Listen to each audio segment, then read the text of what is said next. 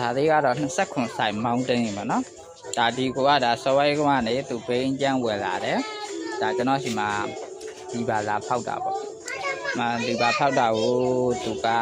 သူပွဲရတဲ့ဘိန်းကျန်းကဂျစ်ပေးရပါမလားဘူးတက်တာတယ်ဂျစ်ပေးမပါဘူးဒါသူ original controller ကဒီကဒီပါမပါဘူးညင်တုံးအောင်ဒီအဲ့ဒါကိုကျွန်တော်ကိုယ်တိုင်သွင်းထားတယ်ဂျစ်ပေးနဲ့ဒီပါနဲ့တွဲရပါနော်တော့စကီယာစကီ3ချက်ပါတယ်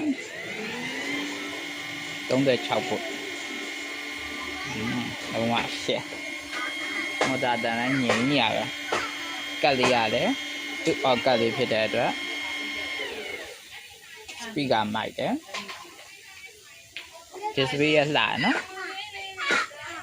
ဒီကောင်လေးကကျွန်တော်ရှိမှာအခုတော့ဆိုတော့ပစ္စည်းမရှိတော့ဘူးတကယ်လို့လိုချင်တယ်ဆိုရင်ဟိုသာ free order မှာလို့ရတယ်နော်ဒီပါလေးနဲ့တွေ့ရတယ်